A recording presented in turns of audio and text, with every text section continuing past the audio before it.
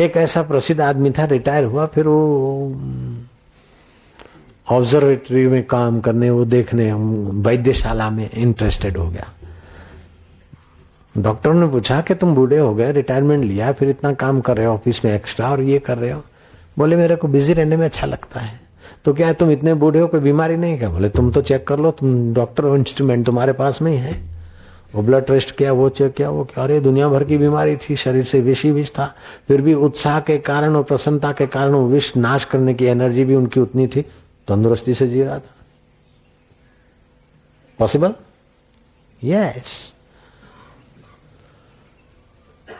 तो अध्यात्म शास्त्र कहता है कि झूठमुठ की बीमारी हो, सचमुच की बीमारी हो, लेकिन आप तक बीमारी नहीं पहुंचती है तो बीमारी का प्रभाव ही टूट जाता है।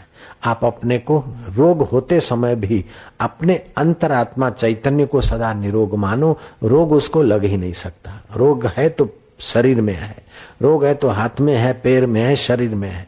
अशांति है तो मन में है, और मन की अशांति से जुड़ो मत तो अशांति भागेगी। टेंशन से जुड़ो मत तो टेंशन को एक्सीलेटर नहीं मिलेगा तो कहां जोर पकड़ेगा। तो इस प्रकार जीने का ढंग तो बताता है आध्यात्मिक जगत, साथ साथ में मुक्त होने का ढंग भी बताता कि अपने मुक्त स्वभाव को जानो। एक महात्मा खेत में बैठे थे, खेत वाले ने देखा कि हमारे खेत में जो उड़द बुड़द धुल जाते हैं यही चुनते होंगे। अब कई बार चोरी हो जाती है खेत में, खड़े के पास ही बैठा है। तो किसान को पता नहीं कि सच्चा आदमी है। किसान ने तो देखा कि कई बार चोरी हो जाती है मतीरों की इनकी। हाँ, तो होता कोई जाट अनपढ़ा जाट पढ़ा जैसा धड़ाक से महात्मा को जमा दी पीठ, और जमा दी तो महात्मा, भाई ये काहे करो, भाई तुम चोरी? बोले भाई हम चोरी तो नहीं करते, आज ही यहाँ से गुजरे, थोड़ी देर बैठे थे ऐसे उकड़ू होके। बोले हम तो समझे थे कि हमारे खड़े में से कुछ तुम भर रहे हो, लेकिन अब देखा कि हमने गलती किया है।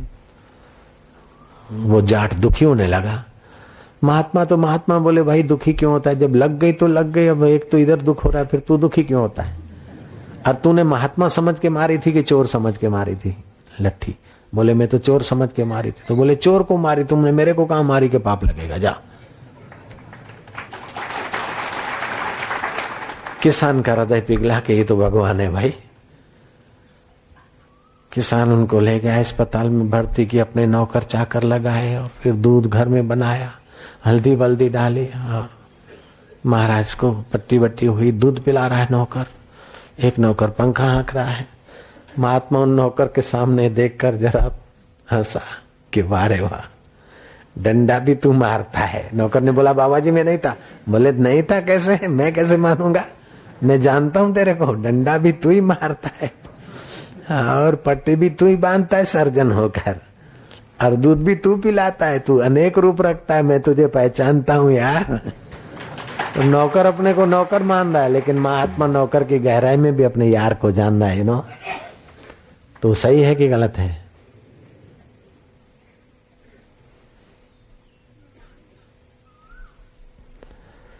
सब जग ईश्वर रूप है, भलो बुरो नहीं को, जैसी जाकी भावना तैसो ही फल होय। सुनहु तात माया कृत गुण अरु दोष अनेक, गुण यह उभय न देखई, देखई सो अविवेक। माया में देखोगे तो कई अच्छाइयां बुराइयां लगेगी, दिखेगी, लेकिन गुण यह है कि अच्छाई बुराई की गहराई में उसी को देखे। जो अच्छाई बुराई को देखते हैं वो माया को देखकर माया में फंस मरते हैं, लेकिन अच्छाई बुराई की गहराई में अपने यार को देखते हैं, वो यार का दिल बनाकर यार से मिल जाते हैं।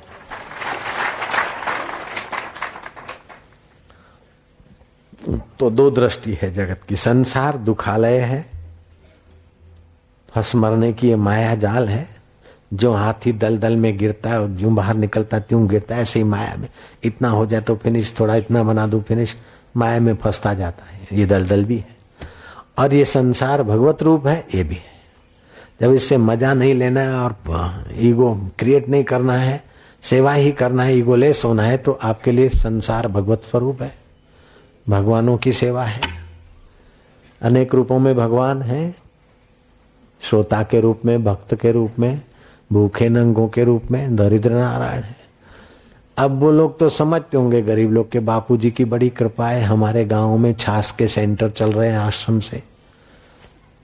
अपने कई समितियों को देते ना, पैसे भेजते हैं, वो लोग छाछ केंद्र चलाते। कोटड़ा है, इधर उधर कई राजस्थान और गुजरात के बॉर्डर पर गरीब इलाकों में अभी छाछ बट्टी लोग 10-10 किलोमीटर दूर से भी आते लेने को। तो वो तो समझते हैं कि बापूजी दया कर रहे हैं हमारे को, कभी सीरा, कभी छाछ का सेंटर, कभी कुछ कभी कुछ। लेकिन हम तो समझता हूँ कि ये ठाकुर जी ने हमको सेवा दी। एक तरफ ठाकुर जी यहाँ मत्था टेक कर रह जाता है और दूसरे तरफ हमारा ठाकुर जी बर्तन लेकर उठा जाता है, हमको यश दे रहा है। मेरे ठाकुर जी की लीला है, प्रभु की लीला है। तो भाई सही है। अगर कहें कि देखो इनको ज्ञान देते हैं इतना सारा और देते हैं ये 10 रुपए की नोट, 100 रुपए की, चलो लो इनसे सेठों से, अपना खाओ पियो मजा करो और उधर बांटो और कह देखो मैंने इनको दिया। तो हमारे लिए संसार नरक है, माया है, बंधन है, परपंच है। इधर से लेना फिर उधर सेट करना, ये परपंच क्यों करना। लेकिन जब कुछ लेना नहीं है, सुख की भावना, तुमसे सुख या उनसे सुख नहीं लेना है, अपना कर्तव्य है सब में मेरा नारायण, तो हमारे लिए मौज ही मौज है। नजर तो बदली और क्या बदला है। पैसे तो हम भी लेते, पैसे छूते, पैसे रखते, पैसे देते, पैसे दिलाते। हाँ, लेकिन अगर मजा लेने के लिए लिया तो वो सजा है। और ईश्वर की पूजा समझकर ईश्वर का नंदन बने, उसको संवार के सुंदर बनाओ। और किसी ने पौधा लगाए तो हम पेड़ की छाया और पेड़ के फल खा रहे, तो हम भी सेवा का पौधा लगा के जाए। कोई ना कोई सींचता रहेगा, यू नो, अपने द्वारा हो गया, कोई ना कोई सींचता रहेगा, कोई ना कोई करता रहेगा। पहले तो हम ऐसे थे, पैसा भी नहीं छूते थे, किसी से बात भी नहीं करते थे, एकदम क्या लेना है भगवान के सिवा कुछ नहीं। वो मूंग उबाल के, मूंग की दाल उबाल के पीते थे। धीरे धीरे गुरुजी ने कहा कि तेरे अकेले को थोड़े दिया है, सबके लिए बांटने के लिए। तो फिर सबके लिए तो अकेला तैरना है तो 2 हाथ काफी है, 2-5 को ले जाना है तो नाव चाहिए, लेकिन हजारों लाखों को ले जाना चाहिए तो भाई कप्तान भी चाहिए, स्टीमर भी चाहिए, सिक्योरिटी वाला भी चाहिए, फलाने वाला भी चाहिए। जब स्टीमर ले जाना है तो सारा स्टाफ भी चाहिए। भागवत के 10वें स्कंद 84वां अध्याय है, 12वां श्लोक और 13वां श्लोक है। वसुदेव जी का यज्ञ हो रहा था, ऋषि मुनि जा रहे थे, तो श्री कृष्ण ने साधु संतों के पैर धोने की सेवा स्वीकार कर ली और पत्तलें उठाने की, वेलकम करना, और वो भोजन कर ले तो पत्तल उठाना। कृष्ण तो कई साधु जपी जोगी तपी सब किस्म के थे, उसमें कोई छुपे हुए लाल भी होते हैं। ब्रह्मज्ञानी संत ने, कृष्ण जब पैर धोने को उत्सुक हुए तो संत ने पहचान लिया कि तुम वसुदेव के पुत्र होकर ये कर रहे हो, लेकिन हम तुम्हें जानते हैं, आदि नारायण हो। तुम्हें क्या चाहिए? बेटा चाहिए, यश चाहिए, सफलता चाहिए, तुम तो दूसरों को देने वाले, तुम पैर क्यों धो रहे हो? छोड़ो छोड़ो ये सब, चले यार छड़ानी सब। तो कृष्ण कहते कि 50 वर्ष की निष्कपट भक्ति से भी हृदय का अज्ञान नहीं मिटता, और तुम्हारे जैसे महापुरुषों के सत्संग से, 2 घड़ी के सत्संग से हृदय का अज्ञान मिट जाता है। इसलिए मुझे चरण दो, 2 घड़ी का सत्संग।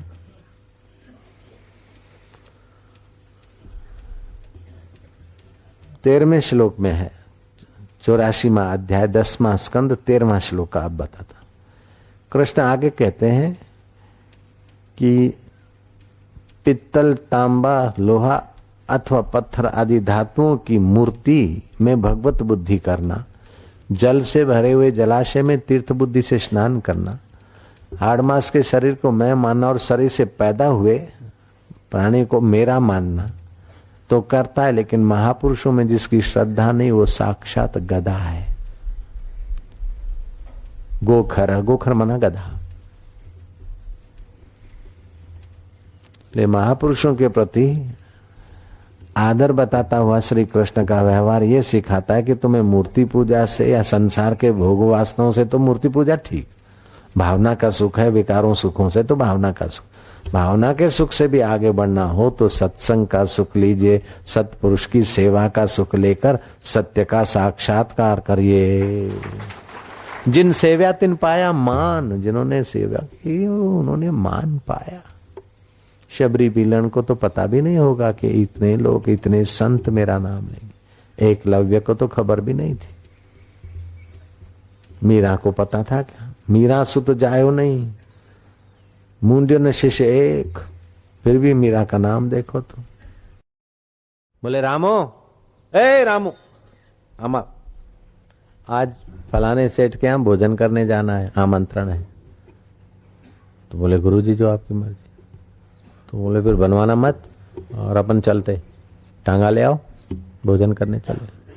टांगा आ गया। बोले गुरुजी टांगा आया। बोले बेवकूफ नालायक, 12 बजे भोजन होता है कि सुबह 7 बजे भोजन होता है? अभी टांगा क्या करेगा? तो गया, टांगे वाले को वापस कर दिया। अरे बोले तू बोनी में लाया था और फिर वापस करके आया, उसका दिन बिगड़ेगा बेचारे का। तो फिर ले आया। क्या हुआ? बोले टांगे वाले को खड़ा कर दिया। अरे बोले खड़ा कर दिया तो उसका समय खराब होगा और अपने पैसे ज्यादा ले लेगा। बात तो सीधी है। तेरे को पता है ना 12 बजे भोजन करते, 12 के बाद करते, 12 पूरे होते, संध्या करते, प्राणायाम करते, फिर भोजन करते, पता है तेरे को? कैसा बेवकूफ आदमी। जा वापस कर दो। वापस गया, वापस करके आया। बोले क्या हुआ? बोले वापस करके आया। वापस करके आया और वो 12 बजे नहीं आवे, नाराज हो जाए तो फिर तेरा बाप भूखा मरेगा, पता चलता है? जा उसको समझा बुझा के जरा। तो समझा बुझा के ले आया। फिर बोले क्या हुआ? बोले समझा बुझा के ले आया हूं।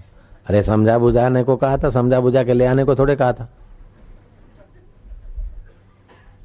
गया वापस करने। क्या हुआ? बोले वापस करके आ। जब इतनी बार लाया, वापस किया तो तेरी इज्जत का कचरा हो जाएगा, आश्रम का नाम बदनाम करेगा और किसी 4 टांगे वालों से कहेगा कोई आएगा नहीं दोपहर के समय तेरा बाप।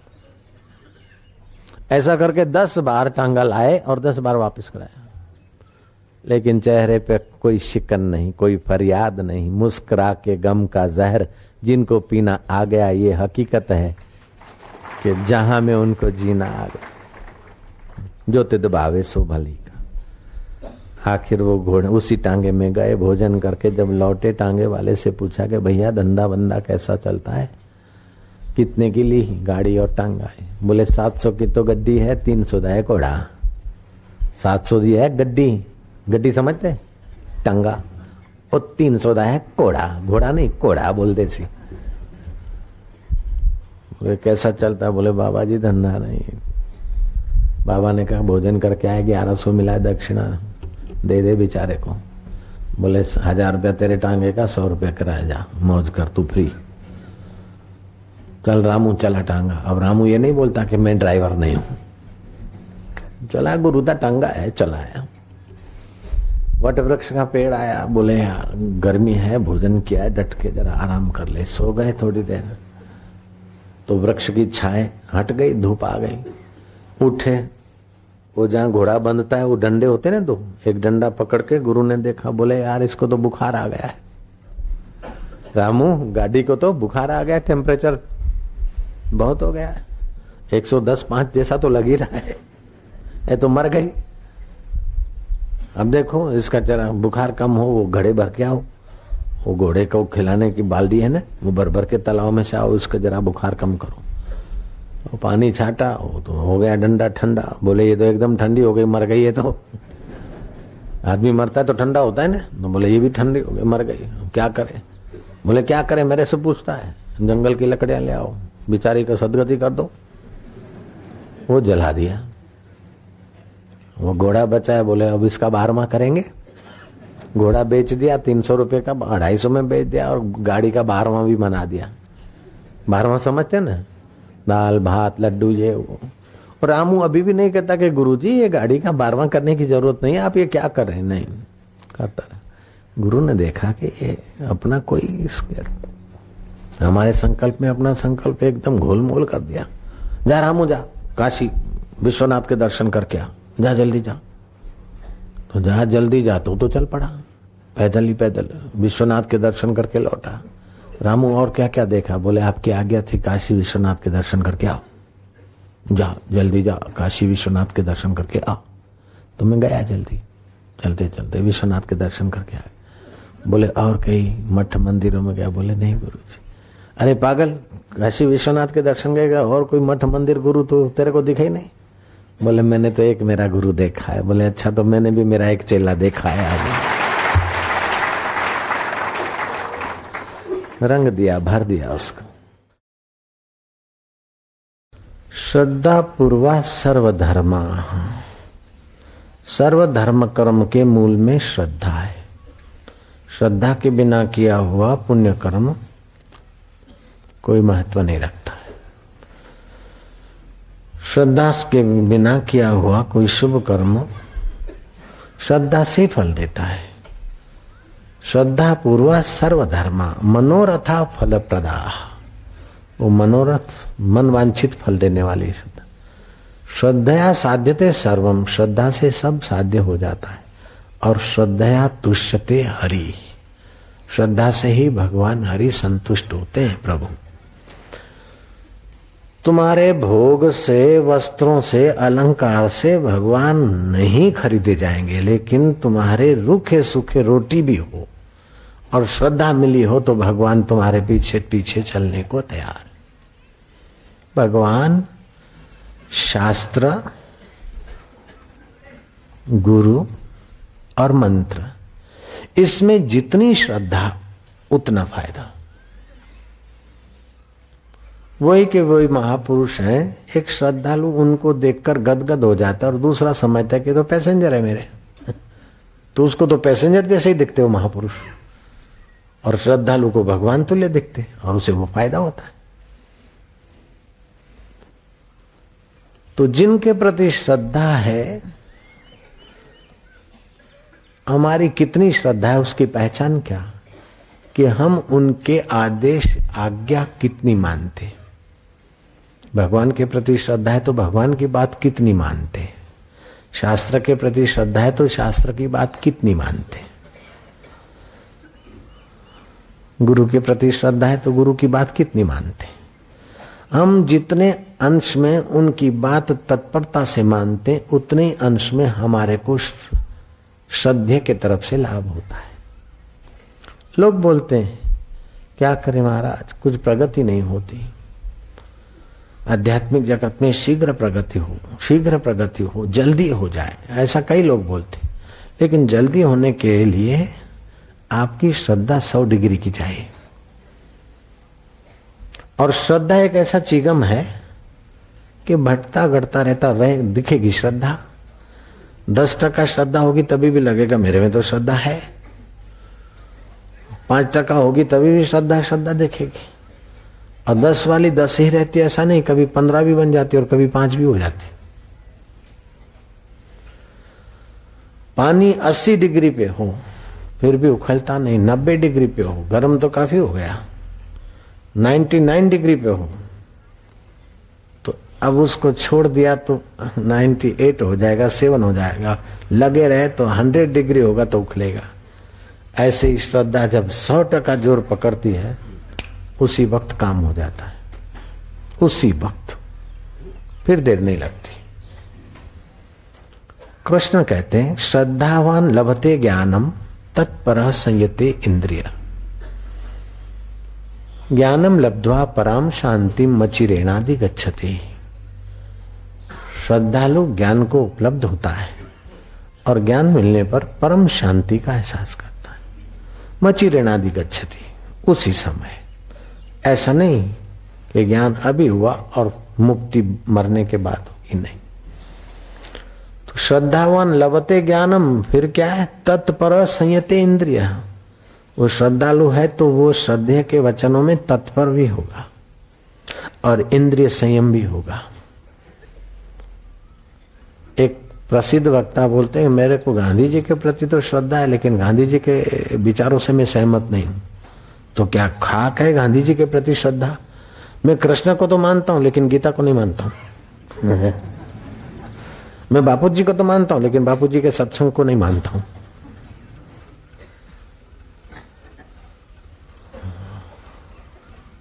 व्यक्ति के विचार ही तो व्यक्ति का व्यक्तित्व है। भगवान के विचार ही तो भगवत तत्व है। शास्त्र के विचार ही तो शास्त्र है। तो शास्त्र, भगवान, इष्ट देव, उनमें जितनी जिसकी श्रद्धा होती है, उतनी तत्परता होती है, उतना संयम होता है, उतना उसे लाभ होता है।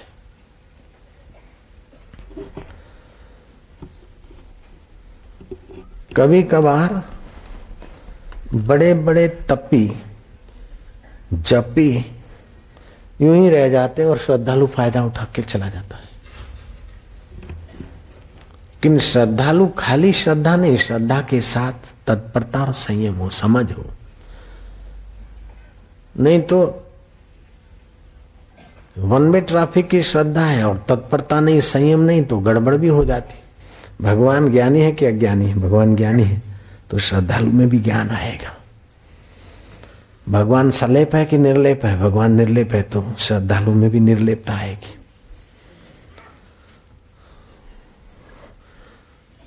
तो श्रद्धे के गुण श्रद्धालु में आते हैं, वो संयम और तत्परता से।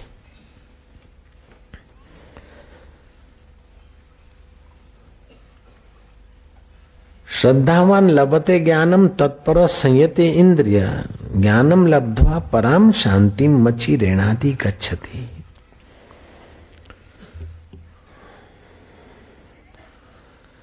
ज्ञान प्राप्त करने से जो जितेंद्रिय तथा साधना परायण है, ऐसा श्रद्धावान मनुष्य ज्ञान को प्राप्त होता है और ज्ञान को प्राप्त होकर वह तत्काल परम शांति को प्राप्त हो जाता है। भक्तों का परिश्रम, भगवान की कृपा, भगवान की भक्ति में, दर्शन में भक्त का आग्रह नहीं रहता, पक्षपात नहीं रहता। भगवान दयालु भी है और न्यायकारी भी है। जो दया करता है वो न्याय कैसे करेगा? वो खून केस है। अब मैं दया करूंगा तो छोड़ दूंगा और न्याय करूंगा तो उसको टिप दे दूंगा, सजा दूंगा। लेकिन भगवान में ये दोनों गुण एक साथ रहते हैं। जो न्याय करेगा वो दया नहीं कर सकेगा और जो दया करेगा वो न्याय पूरा नहीं करेगा। लेकिन भगवान में ये दोनों गुण एक साथ रहते हैं। भगवान दयालु भी है, न्यायकारी भी है। भगवान न्यायकारी भी है और पक्षपाती भी है। जो न्यायकारी है वो पक्षपाती कैसे, और जो पक्षपाती वो न्यायकारी कैसे? लेकिन भगवान में दोनों विरुद्ध धर्म भी रहते हैं। अगर भगवान भक्त का पक्षपात नहीं करे तो भक्ति संप्रदाय चलेगा कैसे? कौन भक्ति करे, क्यों भक्ति करे? जो कर्म करते वो फल मिलना है तो फिर भगवान की भक्ति का फल क्या हो? क्यों करे भक्ति? जयराम जी की। अच्छा, तो भगवान पक्षपात करते तो न्यायकारी कैसे? लेकिन भगवान में ये दोनों बातें रहती।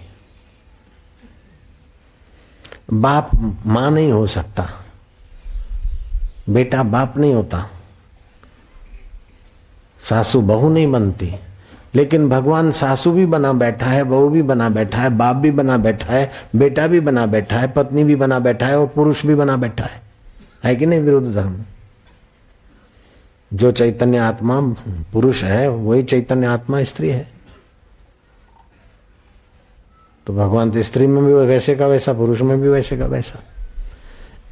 ईसाई नन्न ने पढ़ा कि भगवान सदा है, सर्वत्र है। वो भगवान यीशु को मान लेते तो वो सर्वत्र है। तो वो पढ़ते पढ़ते एकांत में रहते उसको लगा कि भगवान सर्वत्र है। तो बाथरूम में जाए लेकिन बाथरूम न करे, वापस आ जाए। डबल के लिए जाए लेकिन न करे डबल, वापस आ जाए। ब्रेक लगा दी। 1 दिन हुआ, 2 दिन हुआ, बीमार हो गई। दूसरी नन्हों ने पूछा कि आखिर क्या बात है? बोले मैं तो पढ़ती हूँ और वो भगवान सर्वत्र है, सदा है। सर्वत्र है तो बाथरूम में भी है, तो मैं उनके आगे कपड़े कैसे? सर्वत्र है तो लेटरिन में भी है, सर्वत्र है तो मैं उनके आगे ऐसे नग्न।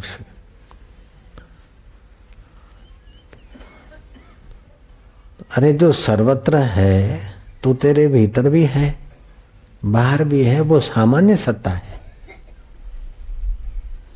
आकृति विशेष में हो तो लज्जा होती है, सामान्य रूप से सर्वत्र है तो वस्त्रों में भी तो है, वस्त्रों के भीतर भी तो है, और तेरे भीतर भी है। उसको बहुत बहुत समझाया कि ऑपरेशनों कराओगे, डॉक्टर और हकीम भी करेंगे तो ये कचरा निकलेगा, तभी तो स्वस्थ रहोगी। तो एक देशी भाव में आ गई, नहीं तत्परता है, ज्ञान भी चाहिए। बोले भगवान बापूजी सर्वत्र हैं तो फिर हम धरती पर थूकते, ये करते, वो करते। एक ने तो मेरे से पूछा कि भगवान सर्वत्र है में क्या है, तो बोले मैं नाक साफ करता हूं तो लींट कहां फेंकूं।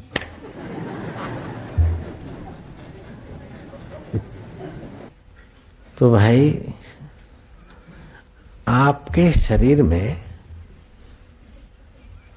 100, 1000, 2000, लाख, 2 लाख नहीं, करोड़ों जीवाणु है। So many bacteria, so many, गिन कर नहीं कह सकते तो 1 million, 2 million, 1 billion, no, so many bacteria, so many, बहुत जीवाणु है। उसको तो अभी विज्ञानी गिन नहीं पाए कि इतने जीवाणु रहते हैं एक आदमी में, गिन पाए क्या? नहीं, बोलते करोड़ों करोड़ों। आप गिलास में मुंह लगाते हैं तो लाखों कीटाणु उसके साथ जुड़ जाते। जैसे आपकी बॉडी की सीमा 5.5 फुट, उसमें ये करोड़ों कीटाणु, उससे भी ज्यादा विराट, आपसे तो विराट बहुत बड़ा है, तो विराट इतना बड़ा है कि विराट के आगे, तुम्हारे आगे जितने कीटाणु माना रखते हैं उतनी भी विराट के आगे तुम्हारा शरीर माना नहीं रखता है। तो तुम्हारे नाक की लींट का बोझा उसको कैसे लगेगा, और तुम्हारे सिंगल डबल का असर क्या होगा उधर। फाइन।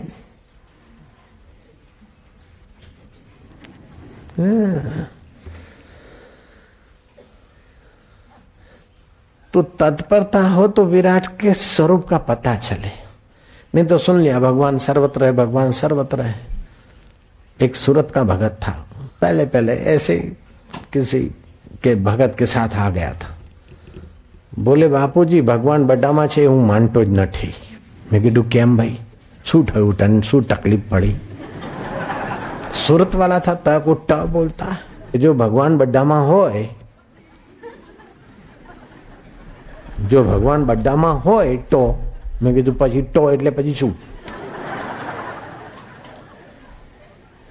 લોકો લાખો રૂપિયાની હેરફેર કરે છે, એને કોઈ માન પકડતું નથી। અને એક ગરીબ માણસે પેલું કચરા વીણવા વાળાએ કોઈની ચંપલ ચોરાવી તો પછી એના ઉપર 3 માણસનો માર પડ્યો। જો ભગવાન બધામાં હોય તો એની અંદર બી ભગવાન છે, તો એ ભગવાન એની અંદરનો ભગવાન પેલા 3 ને કેમ ના મારે? મેં ક્યાં ધન્ય ધન્ય અવતાર, ધન્ય।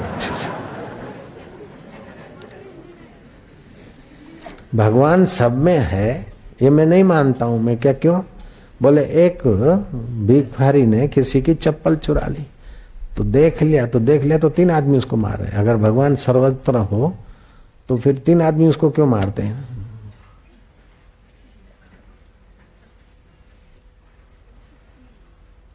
तो इस छोटे मोटे कुतर्कों से भगवान के अस्तित्व को खतरा नहीं होता। भगवान तो सर्वव्यापक है, सर्वसत्तामान है। मारना न मारना ये मन के फुरने होते, मन भिन्न भिन्न होते।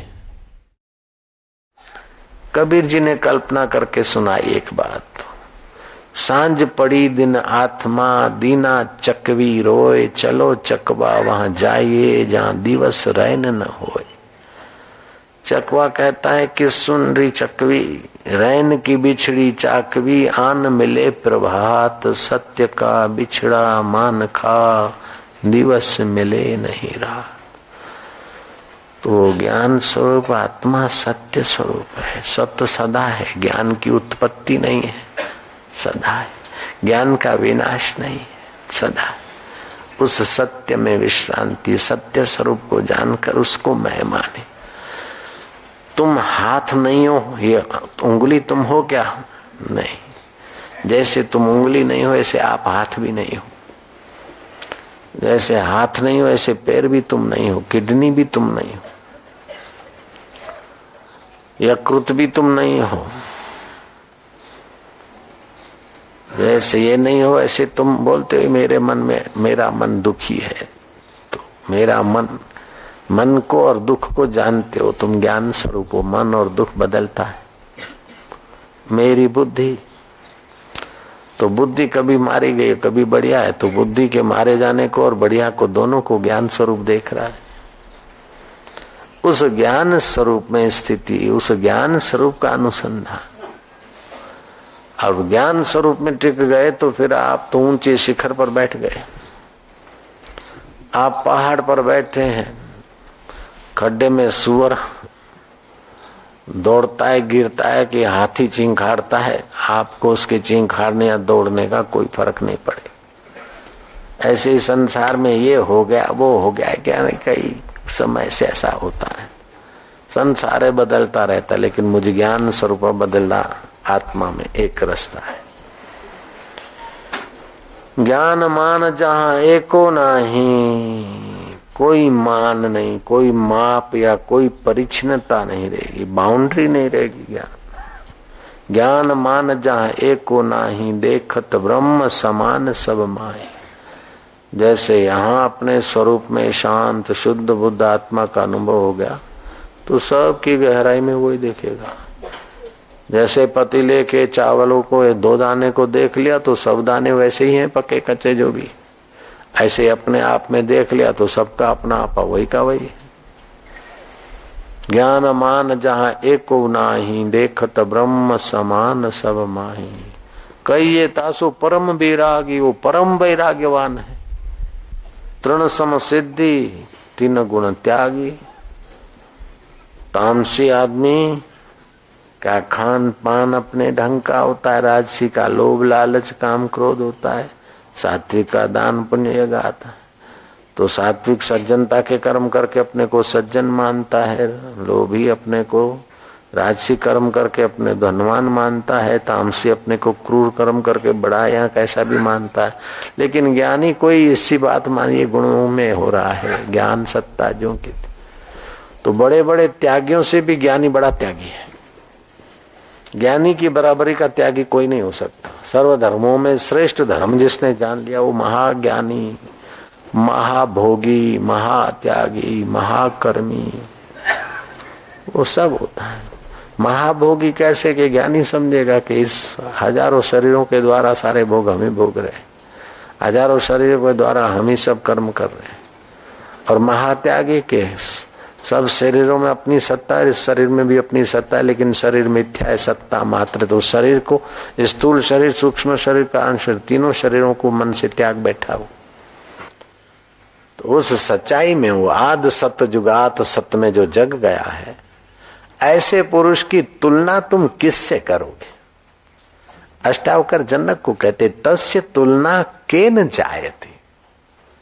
उस ब्रह्मज्ञानी पुरुष की तुलना तुम किससे करोगे? राजे राजवताम, राजाओं के साथ राजाओं जैसा, युवे युवा, जवान मिल गए तो जवानों के जैसे, अब स्त्री स्त्रिया मिल गई स्त्रियां तो उनके साथ ऐसे, मिल गए विरक्त तो विरक्त। सब कुछ करते कराते भी कभी कुछ करता ही नहीं। उठत बैठत ओई उठाने, कहत कबीर हम उसी ठिकाने। तो उसी ठिकाने में, उस ज्ञान सत्ता में, ईश्वरीय सत्ता में जगना सब धर्मों में श्रेष्ठ कहा गया है। मन इंद्रियों को संयत करना सब कर्मों में और तपों में श्रेष्ठ कहा गया है। वत्स, भगवान वेदव्यास जी अपने संयमी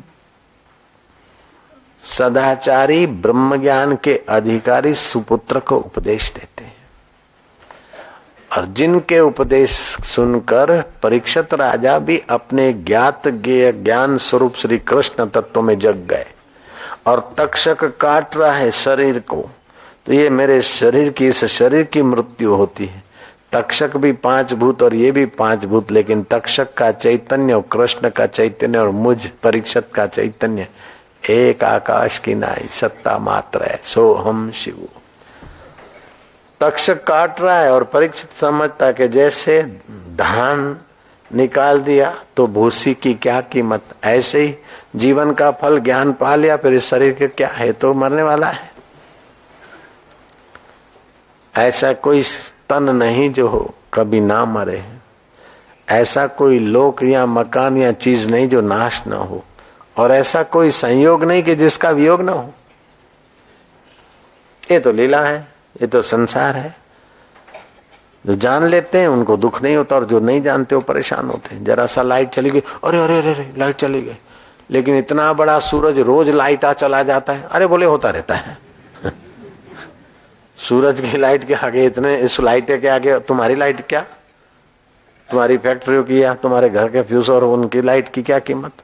इतना बड़ा लाइट रोज चला जाता है, और सूरज चला गया नहीं तो रोज भाई शाम हुई तो सूरज आता है।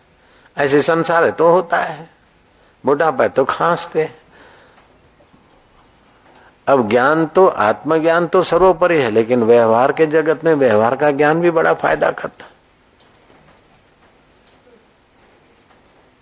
कल एक भगत आया, बोले हमारी टिकट तो हवाई जहाज में हम लेते तो उसमें 60% ही देना पड़ता है, क्योंकि सिटीजन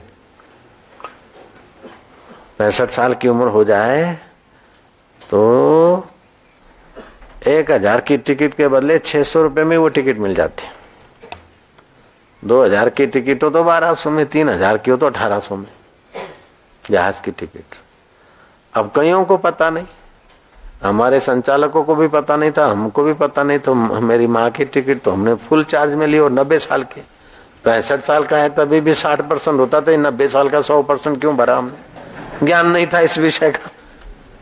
तो कल पता चला, और ये माइक में क्यों कहते कि कोई भी हो 65 साल का तो जरा ध्यान रखेगा, फायदा रहेगा। तो व्यवहार में व्यवहारिक जगत का ज्ञान नहीं है तो आदमी धोखा खाता है, ठगा जाता है।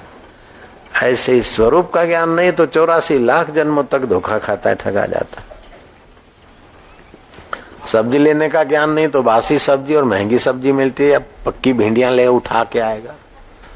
फ्रूट खरीदने का ज्ञान नहीं है तो वैसे वैसा फ्रूट लाएगा।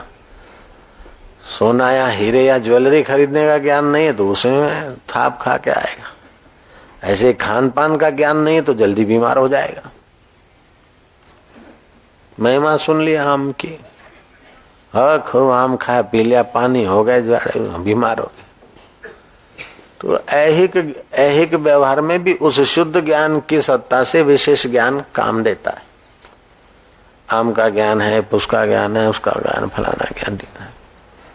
आम तो फल भी है, टॉनिक भी है, औषधि भी है। बहुत सारे रोग इस गर्मियों में आम खाने से बहुत सारे रोग चले भी जाते। लोग, एक मुख्यमंत्री, उसको एलर्जी रहती है, आम के दिन आते तो एलर्जी ठीक हो जाती। आम खाता हूं तो स्वास्थ्य बढ़िया रहता है, एलर्जी गायब हो जाती है। फिर थोड़े दिन के बाद आम चले जाते, एनर्जी चली जाती, फिर एलर्जी आ जाती है।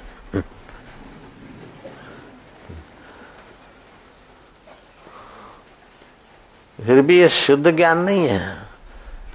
आम की सीजन में मैं तंदुरुस्त होता हूं, ये ज्ञान भी अज्ञान है। आम की सीजन में मेरी एलर्जी चली जाती है और फिर एनर्जी, कुछ दिनों के बाद एनर्जी चली जाती तो एलर्जी आ जाती। ये व्यवहारिक ज्ञान तो दिख रहा है, लेकिन ये वास्तविक शुद्ध ज्ञान नहीं है। ये सब मरने मिटने वाले शरीर पर प्रकृति का प्रभाव होता है। मेरी एनर्जी चली जाती है, मुझे एलर्जी हो जाती है, ये ज्ञान दिखते हुए भी अज्ञान है। तो कृष्ण कहते हैं नहीं ज्ञानेन सदृशम पवित्रम ही विद्यते। ज्ञान के समान विश्व में पवित्र करने वाले और कोई चीज नहीं। गंगा पवित्र है, अमुक तीर्थ क्षेत्र पवित्र है, भगवान के नाम पवित्र है, पवित्र आहार है, पवित्र वस्तुएं हैं कई, जैसे चंदन आदि, पवित्र माना जाता है, गंगा जल पवित्र माना जाता है, तीर्थभूमि पवित्र मानी जाती है, प्रभात काल पवित्र माना जाता है। ये सब अपनी अपनी जगह पर पवित्र हैं, लेकिन आत्मज्ञान के समान पवित्र करने वाला दुनिया में और कुछ नहीं। गंगा को भी आत्मज्ञानी के चरणों से पवित्र कर देते। गंगा को भी शुद्ध होना है तो ब्रह्मज्ञानी उसमें नहाएगा तो गंगा अपने को पवित्र मानती नहीं। ज्ञानेन सदृशम पवित्र में ही विद्यते। तो गंगा में स्नान करने जाए तो बह जाने का भय रहेगा, सर्दी लगने का भय रहेगा, और पंडा के इर्द गिर्द कोई जेब कतरे का हाथ न लग जाए उसका भय रहेगा। लेकिन सत्संग गंगा में नहाना हो तो महाराज सर्दी का भय नहीं, और अपने इलाके की गर्मी भी सत्संग के इलाके में नहीं लगती है।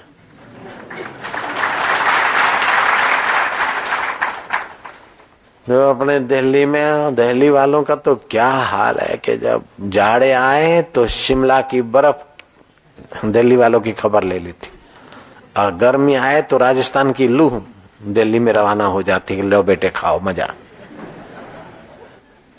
जयराम जी की ये कल्पित ज्ञान है, शुद्ध ज्ञान नहीं है कि हम मध्य प्रदेश वाले, हम दिल्ली वाले, गर्मी ठीक, सर्दी है तो शरीर को मैं मानकर, मिथ्या संसार को सत्य मानकर एक कल्पना में भाग रहे जा रहे अपन। शुद्ध ज्ञान तो ये है कि न गर्मी सत्य है, न सर्दी सत्य है, न जीवन सत्य है, न मृत्यु सत्य है, न मध्य प्रदेश सत्य है, न दिल्ली सत्य है, न धरती सत्य है, न आकाश सत्य है, न जल सत्य है, न तेज सत्य है, न वायु सत्य है। ये तो हो के मिट जाते, फिर भी जो नहीं मिटता वो अमिट ज्ञान स्वरूप आत्मा परमात्मा सत्य स्वरूप है।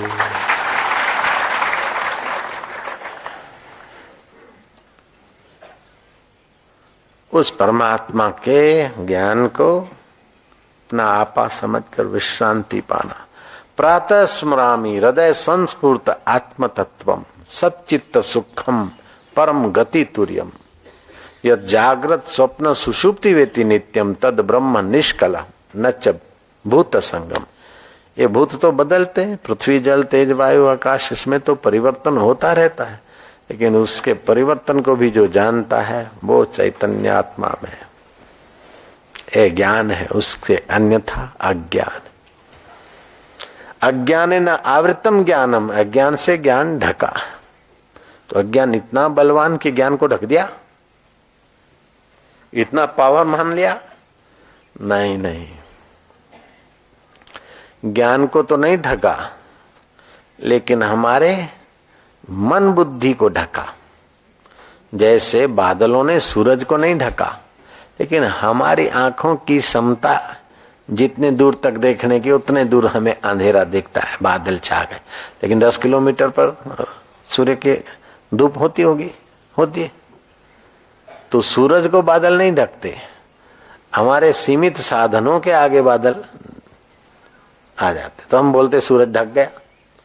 ऐसे ही बोलते कि अज्ञान से ज्ञान ढक गया, वास्तविक में नहीं ढका।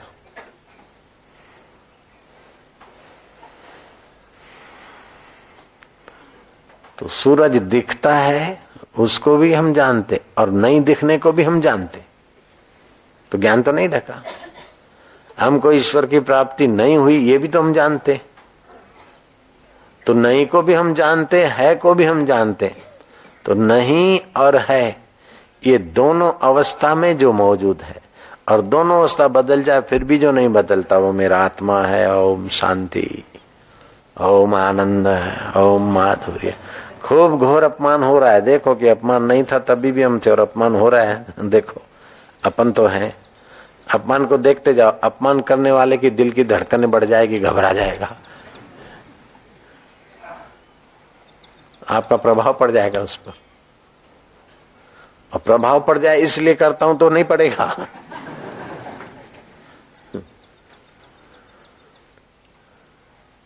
अनुभवी महापुरुष कहते हैं कि तुम अपने उस आत्मज्ञान में टिके रहो तो न्यायाधीश मुकदमे की फतवा लिखते समय उसके कलम से वही लिखा जाएगा जो तुम्हारे लिए उचित हो, हितकारी हो, अन्यथा लिख नहीं सकता, क्योंकि तुम ज्ञान स्वरूप में हो, शुद्ध में। और वो लिखता है प्रकृति के शरीर, प्रकृति हमेशा परमात्मा की फेवर करेगी, दासी हमेशा राजा की फेवर करेगी। इसका एक प्रत्यक्ष प्रमाण हमने देखा। राजस्थान में खेरथल है, बांदीकुई के उधर को, तो खेरथल में एक मुखी मेवाराम रहता था, अभी उसका शरीर चला गया शायद। उसने बापूजी के लिए कमरा और एक गुफा बनाई थी, भगत था। कभी कभार बापूजी एकांत में, छोटा सा पहाड़ी था, उसके पहाड़ी के पास हम देख के आए वो गुफा। तो मुखी था, तो गांव में कुछ इधर उधर होता था, तो कुछ शराबी बराबी चालू हो गए, कोई शराब बनना बिकना। तो उसमें मेरे मुखीपने होते पे मैं बापू का शिष्य, और मेरे खेरतल में शराब बराब ठीक नहीं, बंद कराना चाहिए। तो वो बंद करने वाले बोले हम नहीं करेंगे। क्यों? कि थानेदार तो हफ्ता लेता है, तुम क्या कर सकते हो? पुलिस हमारे साथ है तो तुम मुखी क्या कर सकते हो? तो थानेदार को समझाया कि भाई तुम ऐसा मत करो। ये थानेदार ने कहा जाओ तुम अपना मुखबंद संभालो, बड़े आए, दारू बंद करो, फलाना करो, ये करो, ये करो। गाँव में छोटे छोटे छोरों की जिंदगी खराब होती है, फलाना है, ये है, वो है। किसी कारण से थानेदार की अब दारू बंद और दूसरी कोई जुगाड़ बुगाड़ कोई ऐसी बात थी कुल मिला के, तो थानेदार की और मुखी मेवाराम की आपस में तू में हो गई। तो मुखी ने उठाकर थप्पड़ ठोक दी थानेदार को। अब पुलिस के अमलदार को थप्पड़ ठोकना तो वो तो कायदे कलम 307 और फलानी और ढींगनी और ये। अब मुखी को फिट कर दिया कानूनी कार्रवाई के हिसाब से। और गवाह बवा तो उनके पास होते रेडीमेड। मुखी मेवाराम घबराया, बापू को चिट्ठी लिखा कि ऐसा ऐसा हो गया, और थानेदार को खाली मैंने एक ही थप्पड़ मारी बस।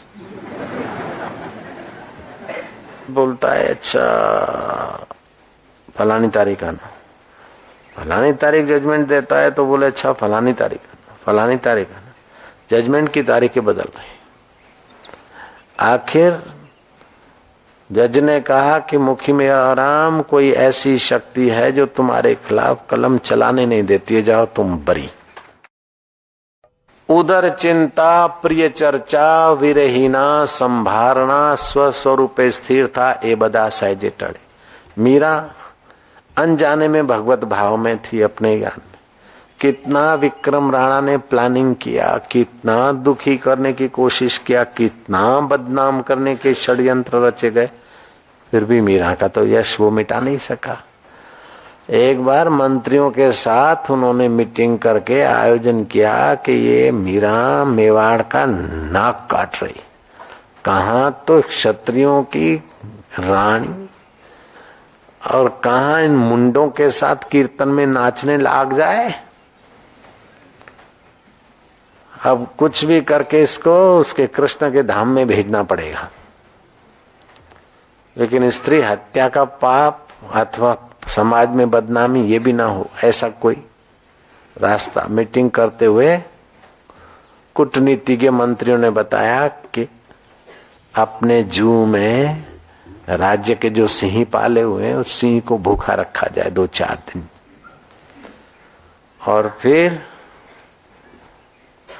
मीरा के प्रांगण में वो पिंजड़े में सिंह लाया जाए और युक्ति से पिंजड़ा खोल दिया जाए। तो मीरा और सिंह की मुलाकात एक ही काफी है।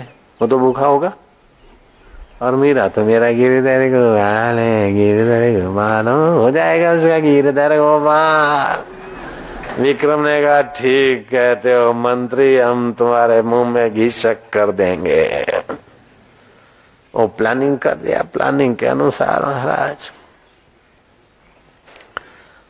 शेरे बबर और 2-4 दिन भूखा मरता क्या न करता।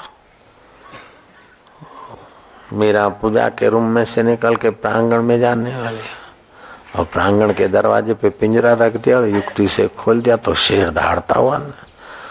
मीरा कह रहे नरसिंह अवतार मेरे ठाकुर जी आए, ठहरो प्रभु ठहरो, मैं आपकी पूजा करूं। मीरा के उस ज्ञान दृष्टि अद्वैत दृष्टि के तरंग पड़े उसके आंखों पर। मीरा पूजा की थाली लाई और उसको तिलक किया और आरती की, जय जय गिरधर गोपाल तू नरसिंह अवतार होकर आया है। वो छुपे देख रहे थे कि ये शेर है कि कुत्ता है। ये तो पालतू कुत्ता हो गया, क्या हो गया रे इसको।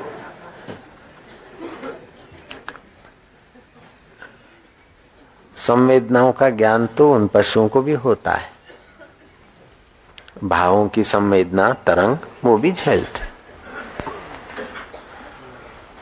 फिर वो जो षड्यंत्र करने वाला मंत्री था और दूसरे दो चार थे, उन्होंने देखा कि मीरा को कुछ नहीं करता तो चलो भाई ऐसे मूर्ख शेर का चलो उसको पिंजरे में डालते। तो वो जाते जाते पिंजरे में जाते जाते एक को यूं झपटा मारा और दूसरे को हाँ किया, दोनों को डैमेज करके वो पिंजरे में चला गया।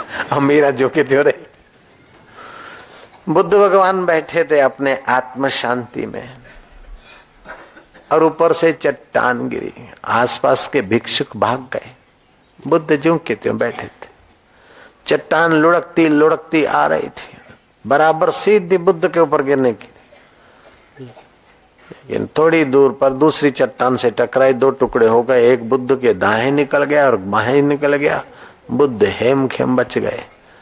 टकराव से पैदा हुई एक पत्थर की कणी निकली और बुद्ध के पैर के अंगूठे में लगी। बुद्ध ध्यान से उठे। बुद्ध ने कहा कि भिक्षुकों, ये मेरी समाधि की थोड़ी कच्ची अवस्था थी इसलिए इतना तिनखा लगा, नहीं तो ये भी नहीं लगता। आप ईश्वर में टिक जाते, उस ज्ञान स्वरूप में टिक जाते तो फिर शत्रुओं से भिड़ने की आपकी जरूरत नहीं पड़ती। कोई न कोई भगवान उनको प्रेरित करके भिड़ते रहेंगे। शत्रु आपका बाल बाका नहीं कर सकता। और कभी बाह्य ढंग से हार जीत भी हो गई तो आपके चित्त में चोट नहीं आएगी। मित्र आपको बनाने नहीं पड़ेंगे, आपके बिना मत बनाए सब मित्र बनने लग जाएंगे। सेवक मूंढने नहीं पड़ेंगे, बिना कहे सब सेवक होने को तैयार हो जाएंगे।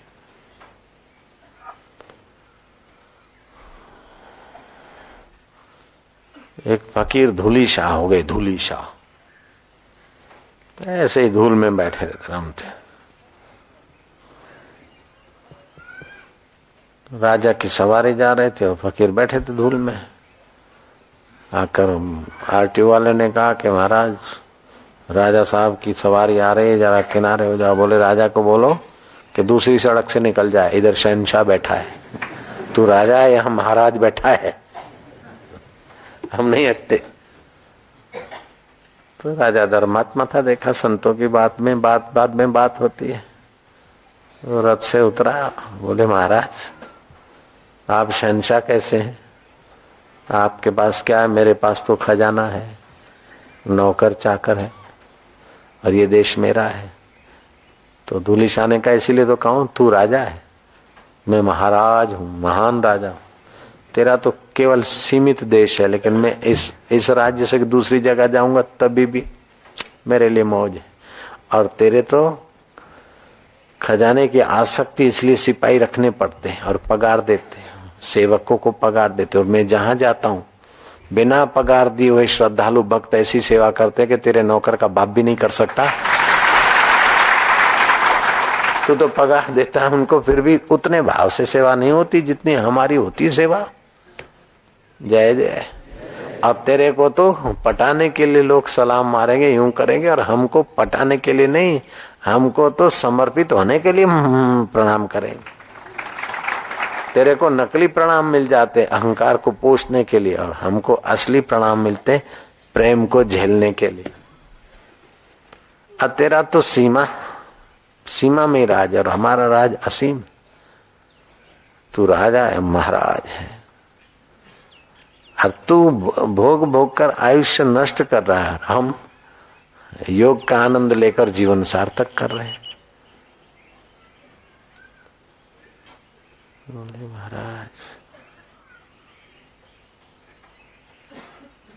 महाराज मेरे को चिंता बहुत रहती। राजा कहता महाराज मेरे को चिंता बहुत रहती। और कभी रानियों में क्लेश, तो कभी छोरे छोरियों के, तो कभी पास के राजा का। बोले ऐसा कोई भोगी नहीं जिसके पीछे दुख और रोग न हो, ऐसा कोई संयोग नहीं जिसके पीछे वियोग न हो।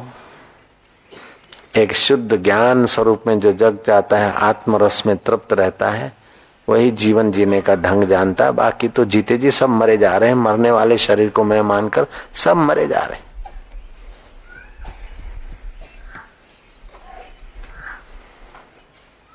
गुरु कृपा ही केवलम शिष्य से परम मंगलम। बाबा जी ऐसे कैसे हुआ, ये कैसे हुआ, वो कैसे हुआ, 2000 का मनी ऑर्डर 20,000 कैसे बन गया, ये कैसे, ऐसा कैसे हुआ, वैसा कैसे हुआ। भाई ये संसार है, माया का कोई था नहीं। और मुंडे मुंडे मतिर भिन्ना, तू तो अपनी पैर में चप्पल पैर ले ताकि तुझे कांटा ना लगे। बाकी तो किस किस के लिए तू चिल्लाएगा, किस किस के लिए करेगा। अपनी तरफ से थोड़ा कर दिया, लेकिन उस टेंशन में अपनी शांति या अपना ज्ञान या अपना श्रद्धा उसकी बलि मत दीजिए। अब गड़बड़ तो वो करता और परेशान तुम हो रहे। वो करेगा, वो भोगेगा, तुम अपनी शांति की बलि क्यों दे रहे, तुम अपनी साधना की बलि क्यों दे रहे। मुल्ला जी दुबले क्यों है, बोले सारे गांव की फिक्र है। अरे मुआ फिक्र फेंक कुएं में। ऐसा क्यों हुआ, ऐसा क्यों हुआ, ऐसा है। चाहे ऐसा ना हो तो ठीक है, अपना कहना है कह दो, करना है कर दो, बाकी वो खोपड़ी में मत भरो। नारायण हरि नारायण हरि।